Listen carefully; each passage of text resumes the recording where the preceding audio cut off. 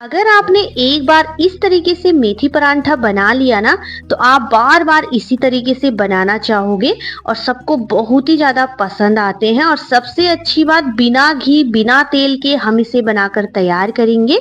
तो चलिए recipe start करते हैं। इसे बनाने के लिए मैंने यहाँ पे 2 कटोरी के लगभग आटा ले लिया है। आटे को हमें अच्छे से छान लेना है। और यहाँ पे मैंने मेथी को पहले ही कट करके रख दिया था, ताकि इसमें जो भी पानी होता है ना वो निकल जाता है। तो इसे हमें बारीक कट करके ऐड कर लेना है इस तरीके से। मेथी ऐड करने के बाद अब हम इसमें कुछ सूखे मसाले ऐड कर लेते हैं।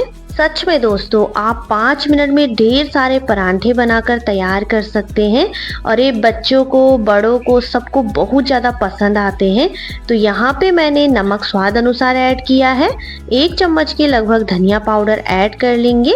थोड़ा सा गरम मसाला ऐड कर ले।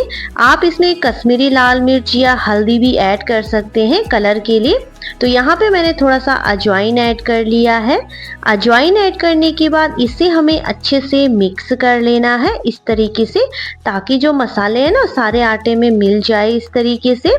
और जब ये अच्छे से मिक्स हो जाएगा तो हम इसमें धीरे धीरे पानी डालेंगे। एक साथ ही हमें पानी ऐड नहीं करना है। और जिस तरह से हम आटा गूंथते हैं ना, उसी तरह से डो लगाकर तैयार कर लेते हैं। तो ये देखिए, मैंने आटा लगाकर तैयार कर लिया है। आप चाहे तो इसे 10 मिनट के लिए ढककर भी रख सकते हैं, या फिर उसी टाइम भी इसकी रोटियां बना सकते हैं या फिर परांठे बना सकते हैं। तो ये देखिए, मैंने आटा लगा लिया है। तो अब हम इसकी लोइयां तोड़ लेंगे छोटी छोटी इस तरीके से, और इसे हमें बेल लेना है इस तरीके से। सच में दोस्तों, आप इन्हें एक बार जरूर ट्राई करें। अगर आप परांठे बनाना चाहें तो परांठे बना सकते हैं, या फिर इसकी इसी तरह से रोटी बनाकर भी तैयार कर सकते हैं। तो ये देखिए, मैंने थोड़ा सा बेला, फिर हम इसे फोल्ड कर लेते हैं इस तरीके से। आप चाहे तो इस पे घी भी लगा सकते हैं। तो ये देखिए, मैंने इसे बेल कर तैयार कर लिया है। तो अब चलते हैं, इसे सेक लेते हैं। तो यहाँ पे मैंने तवे को पहले ही गर्म करने रख दिया था। तो इसे हमें अच्छे से सेक लेना है इस तरीके से। आप चाहे तो आप इस पे तेल या घी, जिस तरह से परांठा बनाते हैं ना, उसी तरीके से बना सकते हैं। पर मैं यहाँ पे मेथी की बहुत ही ज़्यादा टेस्टी रोटी बना रही हूँ, जो सबको बहुत ज़्यादा पसंद आई। तो आप भी बना के ज़रूर ट्राई करें, क्योंकि ये बहुत ज़्यादा टेस्टी होते हैं।